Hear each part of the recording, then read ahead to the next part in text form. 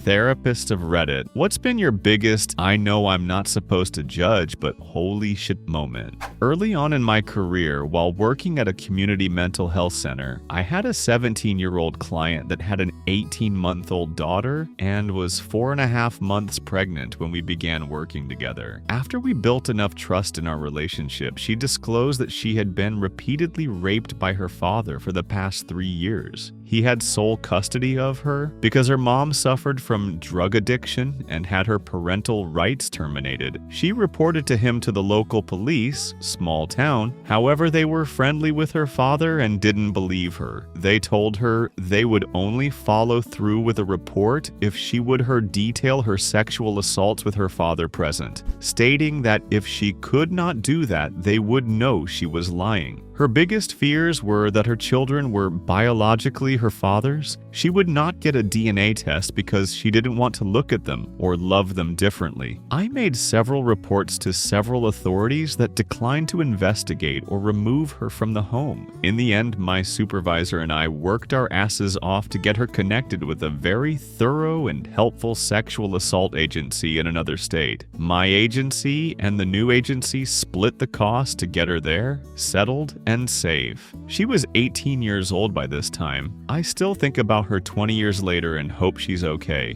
I evaluated a child and had to testify in family court. During the court session, I learned that the mother had rented her oldest daughter to her friends when the daughter was 15 to 17. The mother told the daughter she had to do it, otherwise her siblings would be homeless and hungry. Mother used most of the money for drugs. Father pays rents and brings grocery every week because he knew mother didn't have money. Custody was 50-50 when this was happening. The judge did not terminate the mother's parental rights and mother got supervised weekend visits. The judge said it wasn't clear the mother's intention was for her friends to rape the daughter, so she wasn't going to terminate the mother's parental rights. She went on about the importance of children having a mother in their lives. Till this day, I judge both the mother and the judge. An attorney who specialized in insanity defenses during the sentencing phase of death penalty cases talked about one serial killer she worked with. She said that the most frightening person she ever met was the father of her client. Dad would tie his son's hands to the rafters in their house, then whip his son with electrical wire.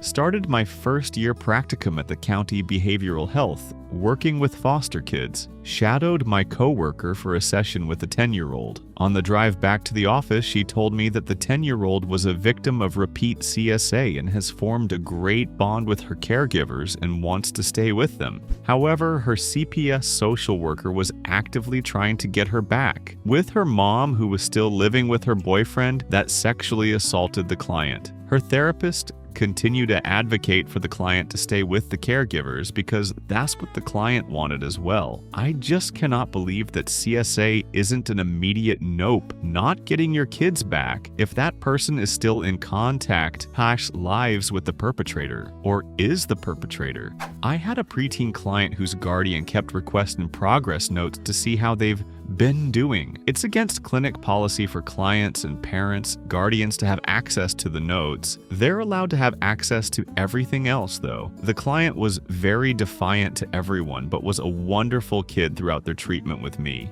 When I met both with the guardian and parent, who both insisted on knowing everything about the kid, everything started making sense. Once the parent requested to switch therapists only because I declined their request to the notes, I knew how unhealthy the family dynamics were. I felt bad for the kid because they were opening up more about the family dynamics and how they impacted them. We had a good therapeutic relationship. Reminds me of when my parents made me switch therapists. They brought her my diary and were expecting her to read it and reprimand me. She saw my face, then looked at my parents and said, "I'm not going to read that because it is an invasion of her privacy." That is the last time I saw her. I'll never forget it. I never had someone defend me before. It felt amazing. I had a woman once bring in her child for scholastic issues. The child clearly had fetal alcohol syndrome. I asked her gently if she consumed alcohol while pregnant, which she confirmed. When I told her that is likely the cause of the scholastic issues, she said, "I don't feel bad about it. FAS in general gives me a case of the WTFs. What happens to these kids in the long run? How do they turn out? Are they self-sufficient? It's a spectrum, so the impact can be really varied. It tends to specifically impact judgment, planning, and impulse control. So even someone with relatively strong skills can still get into trouble if they don't have some sort of social assistance. From what I understand, there's a really huge range of impairment, though. Some people need to live in a care home, while others are more independent. I knew someone with FAS, and consequences literally had no meaning. You could tell them the stove was hot, and they could not compute that it meant they would burn their hand if they touched it. I feel like it's hard to fully get how stuff like that rewires the brain and affects your life until you see it in action. Every basic one-to-one consequences was like water rolling off a duck's back. It led to them being abused and taken advantage of a lot,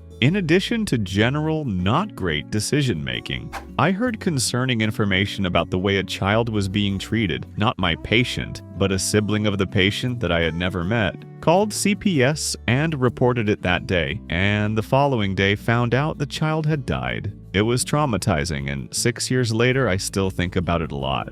Same, I was CPS. Did everything right and followed protocol only to get the call the next day that mom had killed her. You're not alone. There are a lot of us out there. It's been 5 years and I still think Kay about her as well. I worked with a teenager who was struggling with eating disorders to the point she'd been hospitalized for organ damage at one point a few months before. I went to dinner with the girl and her mother. Her mom spent the entire dinner counting the individual pieces of rice she, the mom, was eating so she could accurately count the calories she consumed. I asked the mom to stop and she just stared at me and asked why she would do that because she had to watch her figure. I wonder where the 15-year-old got her eating disorder from? Edit. For those of you wondering why I was eating with the kid and the mom, the teen was impatient and the mom was visiting. I was working as a psych tech and the kid wasn't allowed to eat unobserved since I had to document her food intake to make sure she was eating sufficiently as a part of her treatment plan. So I joined her and her mom in the cafeteria for the meal. I definitely passed along the info about the mom's eating habits for the therapist to follow up with in family therapy.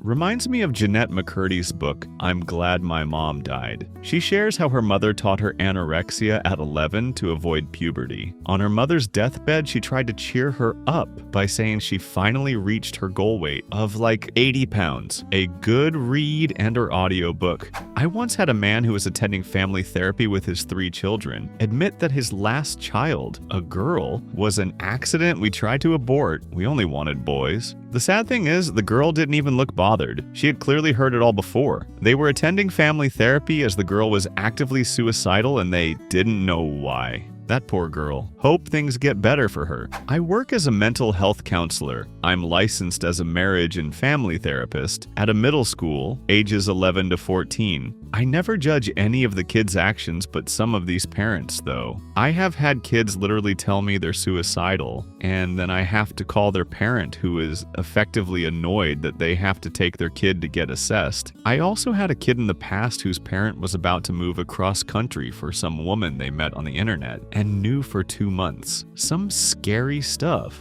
When I was an intern in my MSW program, I had a 19-year-old client tell me she was pregnant. Didn't know who the dad was, but had narrowed it down to 3 guys, was not going to stop smoking meth, and had no intention of attending her obgyn appointments. However, she was going to keep the baby to let her mom raise it, like she did with her other children. Jesus H. Christ. I got whiplash from the double take on the fact that this wasn't her first child. Had a patient in a group ask for advice because she was feeling pressured into sex she really didn't want to have. A friend had traveled 2 hours to see her and gotten a hotel room for them. The group heard her out, asked questions, and the consensus was something to the effect of, yeah, you probably owe it to him. It remains one of the only times I've dropped any effort at experiential / Socratic questioning and just flatly told people, absolutely not. Edit. Wow, this reply got way more of a response than I had anticipated. In middle school, my sex ed teacher said to the class, just because he takes you out on a date or gives you a ride, that doesn't mean you owe him anything sexually. I'm really glad she said that. That shaped part of my sexual awareness. Used to work in an acute child psych ward. Saw a lot of angry preteen like elementary. Think 8 to 12, you mostly boys. And most often than not, parents treated the kid really harshly and were shocked. This only made the kid worse. Also worked in an area where they did not want to hear their old school parenting could be a problem. Had one dad who said, "Well, yeah, I will spank him," 11-year-old son, when he gets angry. Look, I know everyone nowadays doesn't like that, but I was spanked my whole life and I turned out fine. It took my entire ability to bite my tongue and not to say, "Sir, you just got out of prison 3 months ago after serving 5 years for a violent felony."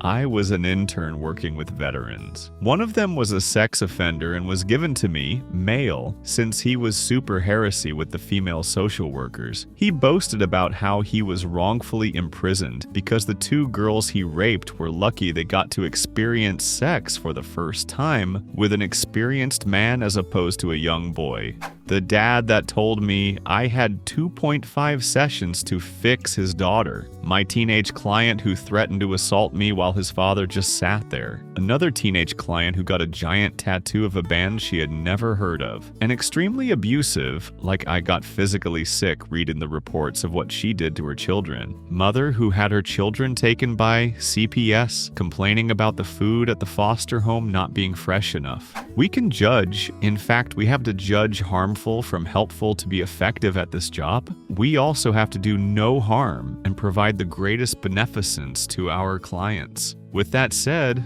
I've worked with child abusers and domestic violence perpetrators. On a number of occasions, I've worked with murders and even a few folk involved in dogfighting. The thing that always struck me was not the sociopaths or how many former cops I saw, but how easy a few changes in your life and/or brain can lead to someone being just as susceptible to pretty terrible impulses. Thanks for watching. Share your story in the comments. Please subscribe.